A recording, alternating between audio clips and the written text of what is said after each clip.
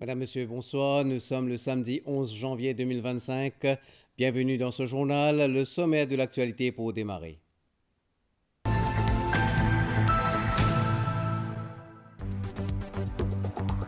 2024 marqué par des périodes de sécheresse records avec des conséquences sur nos ressources en eau. Les principaux réservoirs de l'île affichent moins de la moitié de leur capacité en moyenne. Record de température, 2024 a dépassé 1,5 degré Celsius de réchauffement. Hausse des prix de certains légumes, jusqu'à 30 roupies plus cher le kilo. Les conditions climatiques changeantes pointées du doigt, mais aussi les coûts d'opération. Même si aucun cas de HMPV n'a été enregistré à Maurice, les gestes barrières sont essentiels. De nombreux Mauriciens prennent des précautions, comme nous allons voir dans ce journal.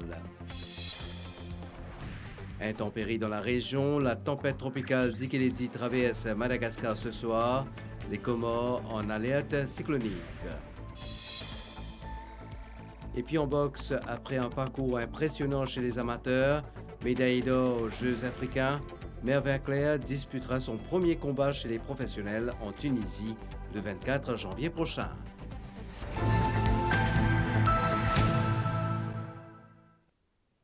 « 2024 a été marqué par des périodes de sécheresse records avec des conséquences sur nos ressources en eau. Les principaux réservoirs de l'île indiquaient moins de la moitié de leur capacité en moyenne. Une situation surveillée de près. Le Conseil des ministres s'est d'ailleurs penché sur la question cette semaine. Les comportements responsables à adopter dans ce reportage de Pranav Biari. Voici la situation à Marovacois ce samedi matin. Une étendue vidée de plus de la moitié de son eau. Plusieurs autres réservoirs de l'île suivent la même tendance. Piton du Milieu affichait un taux de remplissage de 46,2% aujourd'hui, la Nicolière 42,8% et la Ferme 27,8%. Cette situation est la répercussion des nombreuses périodes de sécheresse de 2024. Sollicités pour leurs commentaires, les autorités nous affirment qu'un plan d'action du ministère de l'Énergie, en collaboration avec la CWA et la Water Resources Commission, a été le sujet de discussion lors du Conseil des ministres ce vendredi. Il devrait être communiqué dans les jours à venir.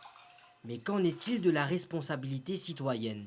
Les Mauriciens connaissent les réflexes à adopter sur le bout des doigts. Tout ça fait qui nous laver, c'est pas nous faire la vaisselle, nous faisons un robinet. De toute façon, nous faisons un robinet, nous pouvons tout les affaires. Si de la pluie tombe, nous ramassons de l'eau, nous gardons pour la salir, tout ça là. Après ça, nous ramassons d'un indexi, nous lavons l'assiette. En même temps, on peut brosser les dents, on peut laisser ça robinet ouvert, ou ferme robinet. Quand on finit de brosser les dents, ou réouvert, ou on économise. Alors que la nature semble demander une pause, chaque geste individuel peut contribuer à préserver cette ressource vitale. Une fuite de tuyautage, de réparer pour ne pas gaspiller. Je vais pas prendre une longue douche, pas faire l'air de salle de bain. Remplir quantité de CE, la autre manière, ou soit faire revenir chaque fois.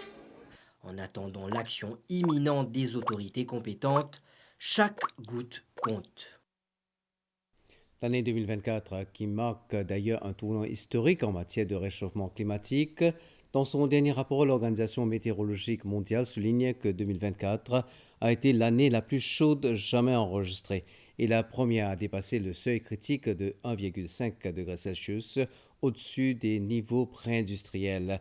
Une situation alarmante surtout pour les petits États insulaires, comme Maurice, dira Vassen Kopemutu. Il faudra aussi revoir les mesures d'adaptation et d'atténuation au changement climatique, selon lui. Le point, Claudette Geoffroy-Gadebadou.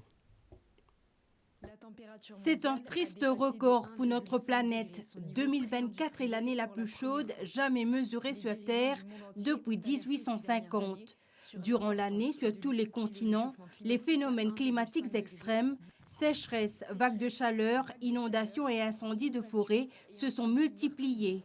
La majorité des données internationales analysées par l'Organisation météorologique mondiale ont indiqué une augmentation moyenne mondiale supérieure à 1,5 degré Celsius pour l'ensemble de 2024.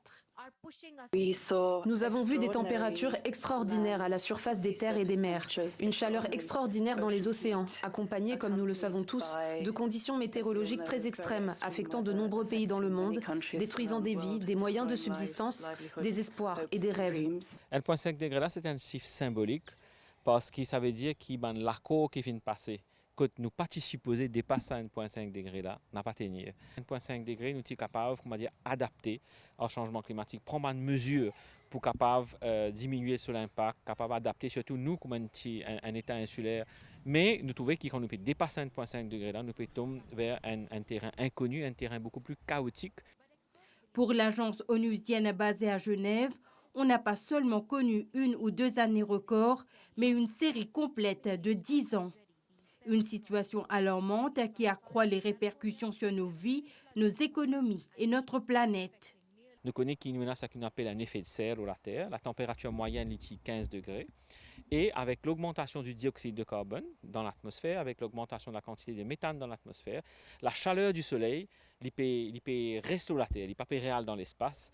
La Terre peut, comment dire, emmagasine, ajoute sa chaleur-là. Et c'est ça qui peut causer le réchauffement de l'air et des océans. Alors, qui l'impact ça a? Nous trouvons aujourd'hui, nous avons un problème de l'eau. Nous avons un réservoir, il arrive à un niveau 41%, nous avons gagner une sécheresse, alors qu'il y a une semaine de cela, nous avons gagné une pluie torrentielle. Nous avons tout un cyclone qui est dévasté à Galiga, comme nous n'avons pas trouvé avant, donc un cyclone beaucoup plus intense. Nous avons tout aussi derrière nous un sac de sable qu'il mettait parce que la plage peut éroder. Ça veut dire que le niveau de la mer peut monter à un rythme accéléré, 5,8 mm par année à Maurice, 3,3 mm mondialement. Nous pouvons trouver aussi qu'il y a une canicule. Le réchauffement des océans a joué un rôle clé dans les températures records de l'année dernière, une tendance qui se poursuivra en 2025, avertissent les experts en climat. Dans l'actualité politique, nous apprenons que de nouvelles nominations ont eu lieu au sein du MMM. 3 postes vacants ont été remplis et avalisés lors du comité central réuni ce samedi. Johanna Béranger est la nouvelle vice-présidente du MMM. Fauzi Alimon devient secrétaire général adjoint et le poste d'assistant trésorier sera occupé par Anil Siraton. Selon une source proche du parti, le remplacement de Franco Quirin comme vice-président du MMM est dû au fait que le député s'est exclu du parti depuis quelques semaines déjà. Ce dernier a été informé de cette décision. Sollicité par la MBC pour une déclaration à la suite de cette décision, le député Franco Quirin, actuellement à l'étranger, nous a répondu qu'il compte prendre contact avec les médias à son retour au pays le 24 janvier prochain. En ce mois de janvier, les prix de certains légumes ont connu une hausse significative de 20 à 30 roupies le kilo, tandis que les maraîchers pointent du doigt les conditions climatiques changeantes. Entre chaleur, sécheresse et pluies intenses, les consommateurs tentent tant bien que mal de s'adapter. Une équipe de la MBC s'est rendue à la foire de Cuepipe et à celle de 4 bornes pour mieux comprendre la situation. Reportage Sarah Ono. Au marché de Cuepipe et à celui de 4 bornes, le prix en hausse des légumes ne passe pas inaperçu. Si certains consommateurs choisissent avec soin des légumes qui sont moins chers, d'autres prévoient d'alterner avec les grains secs. Les légumes bien augmentés, vu que la sécheresse aussi, il y a moins de l'eau aussi. C'est pourquoi on comprend que le prix avait monté définitivement. Par exemple, du roman a augmenté, les laitue bien cher. On comprend aussi autre aliment comme grains secs. Là, on a acheté du roman. On a acheté concombre, on a acheté calba, et on a acheté comme la margosse. Quand il baisse un petit peu, là, je ne peux pas acheter. Je ne peux pas acheter quand il est 100 roupies, je ne peux pas acheter.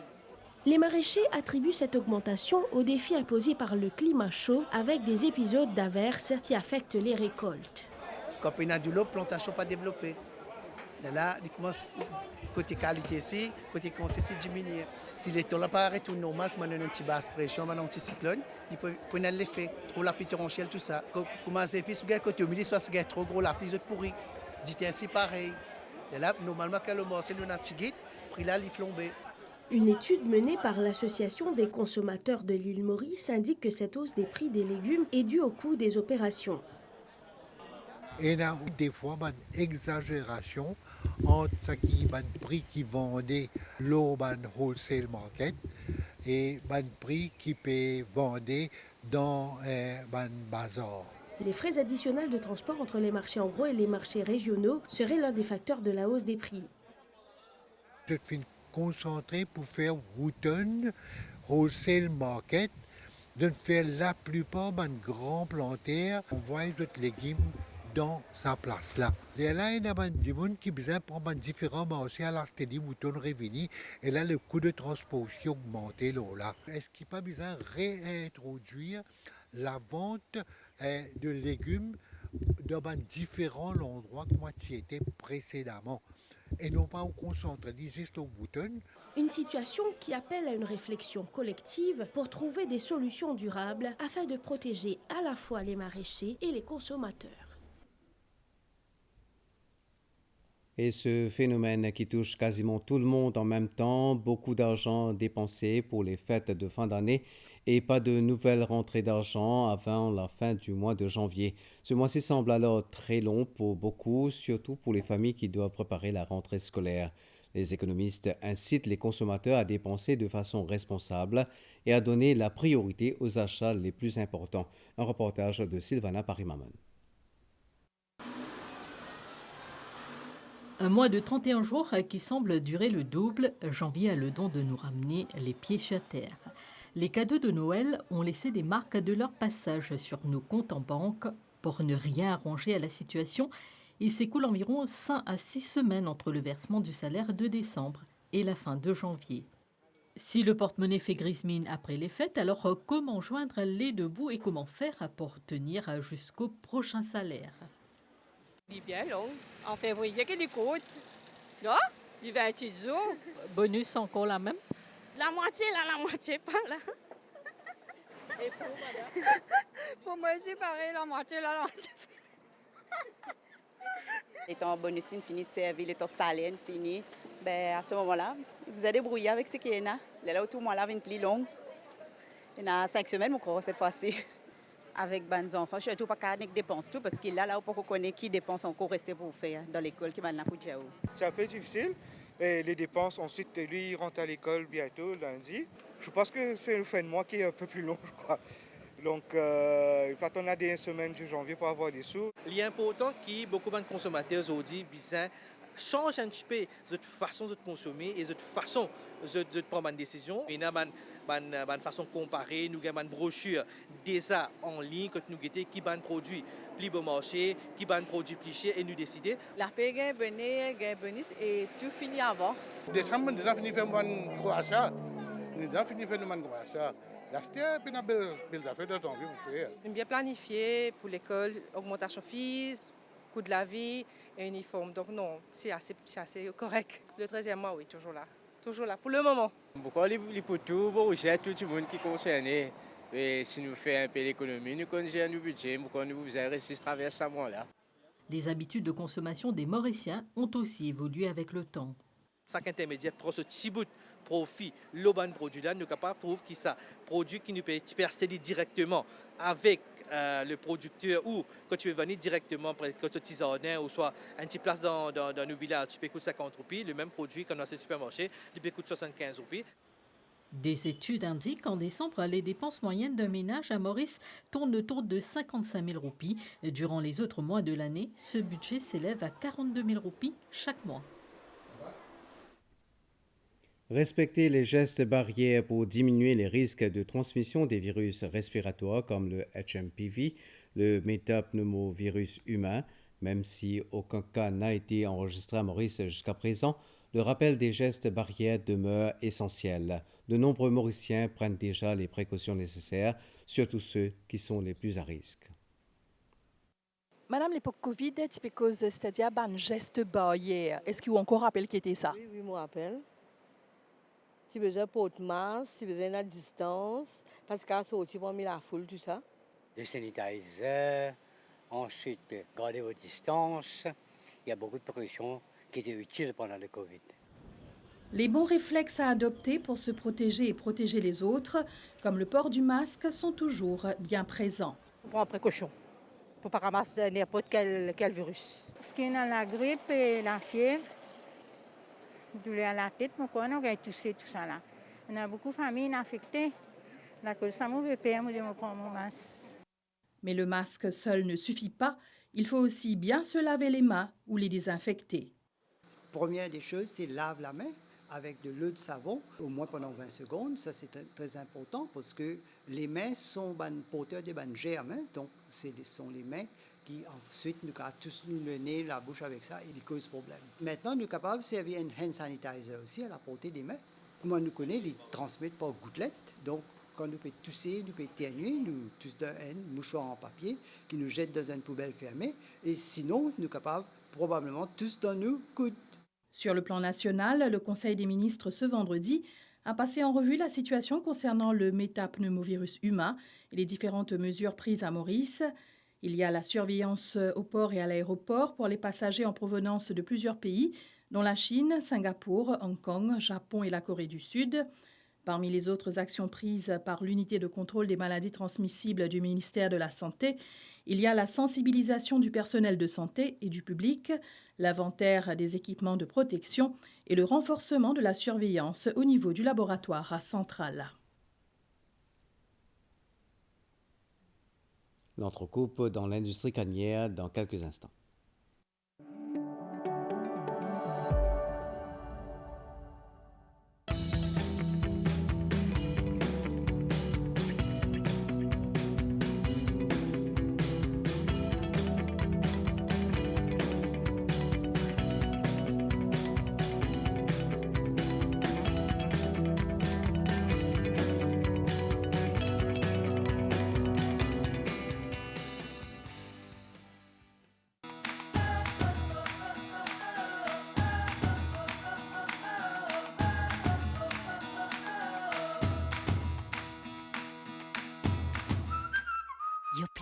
Un produit made in Maurice. Alors que ceux qui travaillent dans les champs se préparent à accueillir la prochaine saison en juillet, l'entrecoupe est l'occasion pour l'entretien de la machinerie et ce afin que tout se déroule dans les meilleures conditions au redémarrage. Une équipe était à l'usine dominicaine à l'Escalier. Reportage Crescent Sitia. Les broyeurs sont à l'arrêt, mais le travail continue. À l'usine dominicaine, les ouvriers sont déjà à pied d'œuvre pour entretenir les machines utilisées durant la campagne sucrière. Cet entretien est une étape cruciale du processus, comme le démantèlement des raccords hydrauliques du grappin. Vu que l'équipement là travaille pendant 5 mois, alors là nous avons démantelé, check sur la hydraulique et check sur la pin pour guetter comment c'est une lisière là-dedans pour le carré travailler, remettre en état pour la prochaine campagne. Au niveau de l'atelier, ils sont très sollicités en cette période d'entrecoupe pour retravailler les pièces démontées et les remettre en état pour la prochaine saison. On est très pris, on est sollicité pour plusieurs interventions. Il y a beaucoup de pièces qui sont démontées, ramenées à l'atelier pour retravailler s'il y a des axes à tourner, des chemises à faire. Il y a pas mal de fabrications qu'on fait à l'atelier. Donc on a un plan de travail, on a des requests venus de la moldusine et de l'usine, et aussi parfois pour la raffinerie aussi. Après avoir fait une campagne de 725 000 tonnes de canne, avec 129 jours de roulaison, on est maintenant dans une période où on doit entretenir les machines pour pouvoir entamer notre prochaine campagne de 2025. La partie arrière-usine continue à opérer, mais la partie avant de l'usine est en arrêt. Et c'est là où on va pouvoir faire toute la maintenance sur la partie broyage. Cette maintenance s'étalera sur plusieurs mois afin d'être prêt pour la campagne 2025. Le World Hindi Secretariat a organisé un atelier consacré à la prononciation de la langue hindi.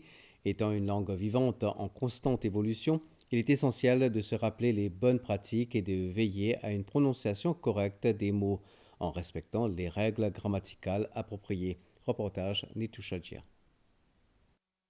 La langue hindi est parlée différemment dans plusieurs pays. La mauvaise prononciation d'un mot en hindi peut toutefois modifier complètement sa signification. Il y a une différence en prononciation de différents villages que nous avons au monde entier. Un exemple de prononciation en hindi, c'est, comment je dis, to walk, chalna. Et des gens qui disent chalna, comment nous prononçons un mot, il fait différence entre ce meaning même. L'enseignement de cette langue comprend ainsi un large volet axé sur sa prononciation. Un mot a plusieurs significations. Par exemple, quand nous pouvons dire « मैं भात खाता हूँ ». भात, nous ne pouvons pas dire « मैं भात खाता हूँ ». Mais là, ce mot-là, il est différent. भात एक ऐसी वस्तु है. Bhat en hindi c'est le riz. Pour dire on consomme le riz, certains prononcent ainsi. Bhat khate hain. Bhat ce n'est pas le riz.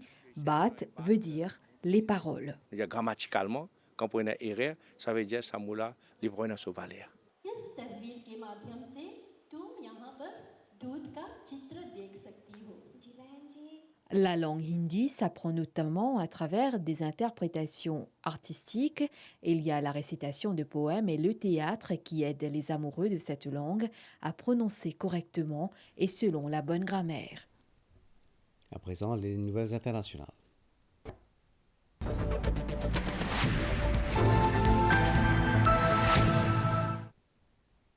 Dans la région, la tempête tropicale modérée Dikeledi au nord-ouest de Maurice traversera Madagascar ce soir pour transiter à environ 75 km de la pointe sud de Mayotte et des Comores durant la journée de demain.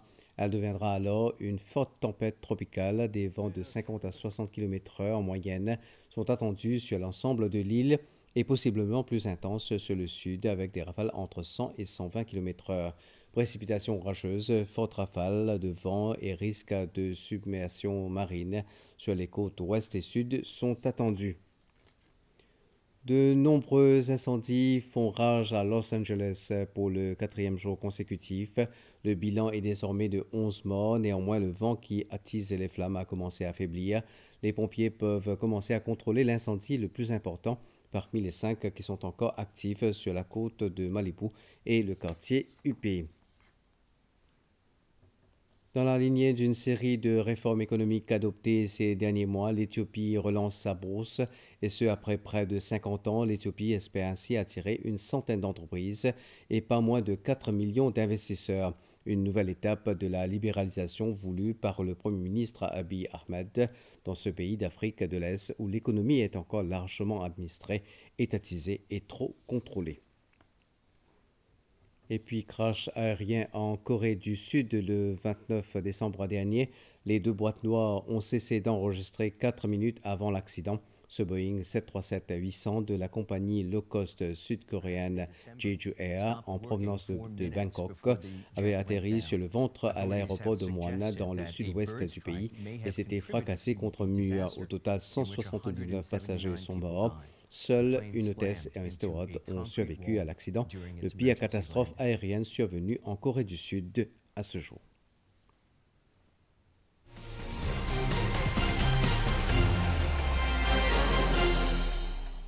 En boxe, Merve Claire disputera son prochain combat chez les professionnels, les moins 71 kilos en Tunisie. Il sera face Togolais Koukou Vignon de Sousa. Après un parcours impressionnant chez les amateurs, ponctué notamment par une médaille d'or aux Jeux africains, c'est un rêve de toujours qui se concrétise pour le boxeur Rodriguez. Merve Claire redouble d'efforts afin de relever ce nouveau défi. Un homme face à son destin. Après 18 ans de boxe amateur, Merve Claire va tenter l'expérience chez les professionnels. Titré et performant maintes fois au niveau régional, continental et international, c'est une opportunité rêvée et souhaitée pour le pugiliste de 31 ans. Claire, vainqueur au point, à l'unanimité. Pour ça, on dit merci parce que c'était un rêve d'enfance. Tout boxeur m'a pensé, après autre carrière amateur, j'ai fait professionnel. Bon, voilà, l'opportunité vient vers moi, je me saisis et pour moi, c'est une jolie opportunité. Ouais. Pour estampiller cette grande première du saut de la réussite, rien n'est mis de côté. Conditions physiques, schéma tactique. Depuis quelques semaines déjà, la préparation s'est intensifiée. Il y a une grande défense, ça. Quand tu la mets là-haut, il y a une bonne défense. Mais il y a une garçon qui écoutait. Comme on donne un programme d'entraînement, même en décembre, là, nous gagnons la Noël, nous gagnons le Nouvel An. Même ça, mais 20 continuent à entraîner. Il fait beaucoup d'efforts. Vous ne trouvez pas ce résultat qu'il fait. Passer de 3 reprises à 6 reprises de 3 minutes ne sera pas facile à gérer. N'empêche, la détermination est présente. Meu Vinclair se dit prêt pour affronter le Togolais Kokou Vignon de Suza. Et moi, j'ai eu l'occasion de boxer. J'ai eu l'occasion de faire un combat professionnel parce qu'il est déjà dans les domaines avant moi. Bon, mon analyse, c'est qu'il y a un bon boxeur. Mais côté tactique et technique, je pense que je fait la différence. Je fais un peu moins de ring, je vis à la victoire. Meu Vinclair mettra le cap sur la Tunisie le 22 janvier. 2 jours après, il sera sur le ring pour écrire une nouvelle ligne de son histoire sportive. Football sur le plan local avec la 5e journée de la National Super League. Cercle de Joachim prend seul la tête du classement après sa large victoire de 5-0 aux dépens de l'AS Vakwa Phoenix. Un match disputé au New George Fifth Stadium cet après-midi. Compte rendu Vikash Bagherati. Cercle de Joachim démarre l'année sur les mêmes bases qu'en 2024. Le champion de Maurice en titre n'a pas fait de cadeau à l'AS Vakwa Phoenix au New George Fifth Stadium en ce samedi après-midi. Dans ce match comptant pour la 5e journée de la National Super League, les Cœurs Pipiens marquent 2 buts en l'espace de 8 minutes en début de partie par l'intermédiaire de Yannick Aristide d'une superbe frappe à la 3e et Aboubakar Diouf d'une reprise frontale à la 11e sur un service de David Aristide. Les Vacoissiens n'arrivent pas à réagir après ces 2 buts rapides. En seconde période, le carton rouge pour une seconde intervention illicite du capitaine Brian Sitora complique davantage la situation pour l'AS Vakwa Phoenix. Le club Cœurs-Pipien en profite pour inscrire 2 autres buts. Un doublé du substitut Jason Ferré sur des services en or de Yannick Aristide à la 84e et de Pascal Collin 4 minutes plus tard. Les Cœurs Pipiens portent ainsi leur total à 13 buts en 5 journées du championnat. Ça fait 4 buts à 0 avec ce 4e signé Jason Ferré, son doublé de l'après-midi à la 88e minute de la partie. Quel centre de Pascal Collin. C'est un match maîtrisé depuis le début jusqu'à la fin. C'est un match, même l'adversaire il vient ici fatigue nous, mais nous contrôlons le match tout au long de 90 minutes. 5e victoire en autant de sorties pour le CDJ qui prend seul la tête du classement du championnat en attendant la sortie du Pamplemousse SC, seule autre équipe avec un sans faute, ce dimanche face à Petite Rivière Noire Football Club. Football en Angleterre, suite ce samedi des 32e des finales de la FA Cup. Ainsi, jusqu'à maintenant, 5 nouvelles équipes ont validé leur place pour le prochain tour. Parmi le Wolverhampton Wanderers et Liverpool, les Loups sont allés battre Bristol City 1-2. De leur côté, à domicile, les Reds sont tranquillement dominés Accrington Stanley, pensionnaire de Ligue 2, 4 buts à 0. Actuellement, Chelsea affronte Morecambe, également de la Ligue 2. Le score est de 1-0 en faveur des Blues.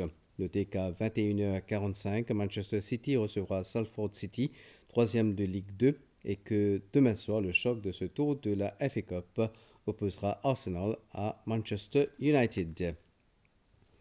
À présent, le temps qu'il fera ce soir et demain, la page météo.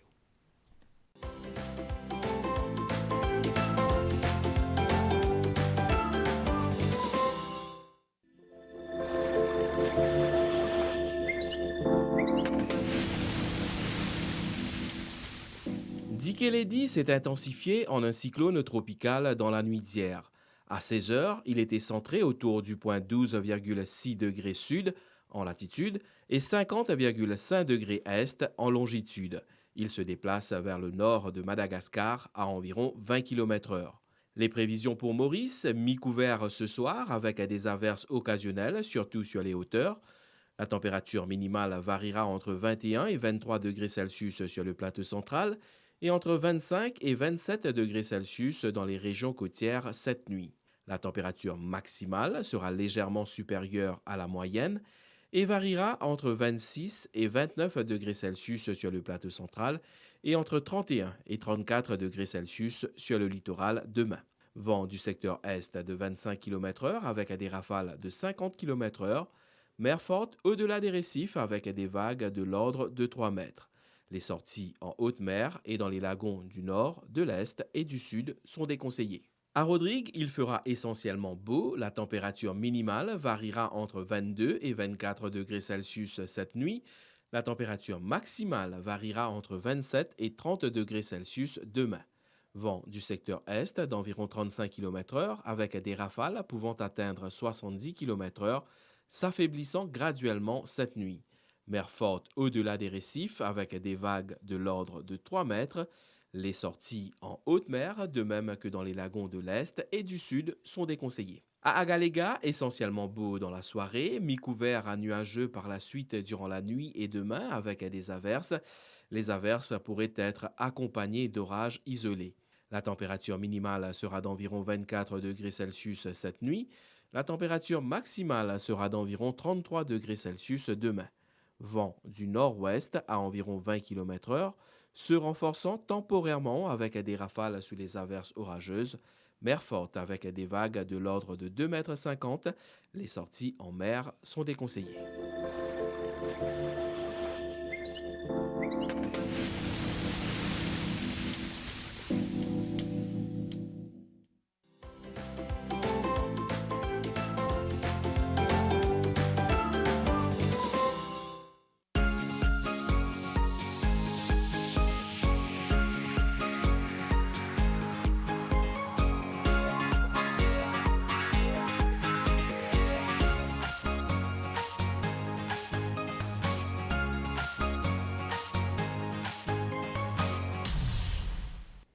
Ce qui nous amène à la fin de ce bulletin. Bonne fin de soirée sur la MBC.